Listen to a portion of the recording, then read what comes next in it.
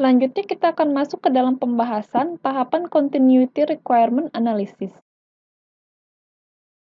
Continuity Requirement Analysis atau CRA merupakan analisis seluruh resource yang diperlukan untuk menjamin operasi bisnis tetap berjalan ketika terjadi bencana atau gangguan. Output yang diperoleh dari Continuity Requirement Analysis adalah resource yang dibutuhkan untuk memberikan service level yang telah disetujui. Tujuan dari Continuity Requirement Analysis adalah menyediakan informasi mengenai kondisi resource saat ini, mengidentifikasi kebutuhan resource untuk menjamin bisnis tetap berjalan ketika terjadi bencana atau gangguan, dan menentukan resource tambahan yang diperlukan untuk melanjutkan proses bisnis yang kritikal. Berdasarkan hasil survei, sebagian besar responden menyatakan bahwa hasil yang diperoleh dari Continuity Requirement Analysis adalah daftar resource yang dibutuhkan untuk menjamin kelangsungan operasi bisnis jika terjadi bencana atau gangguan. Selain itu, diperoleh juga daftar kondisi resource saat ini. Sering diasumsikan bahwa resource yang dibutuhkan setelah terjadi sebuah gangguan lebih kecil dibandingkan kondisi normal. Namun, pada kasus tertentu dibutuhkan resource yang lebih besar dari kondisi normal untuk memulai tahap pemulihan.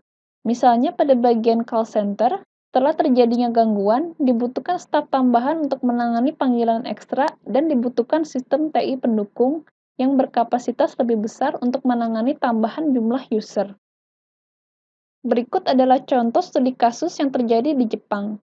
Ketika terjadi gempa bumi, di wilayah Tokyo dan Tohoku, jumlah trafik meningkat lebih dari 10 kali lipat setelahnya.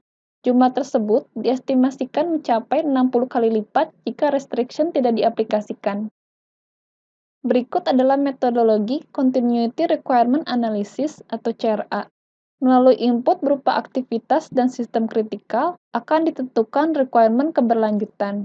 Hasil akhir yang diperoleh adalah resource yang berupa orang, tempat kerja alternatif, teknologi, data atau informasi, supplier, dan workaround.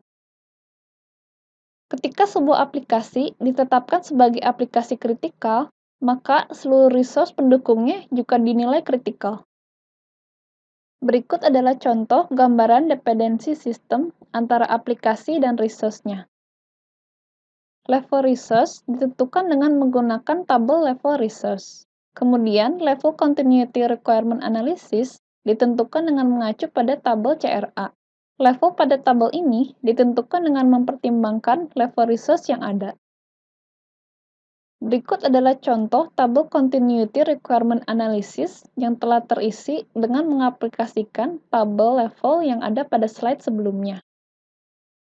Beberapa permasalahan yang ditemui di lapangan ketika melaksanakan Continuity Requirement Analysis diantaranya, bila ada satu resource yang terlewat, bisa memandulkan BCM saat terjadi bencana, kurangnya dokumentasi di perusahaan, dan CRA sulit dilaksanakan dengan baik karena melibatkan multi-divisi.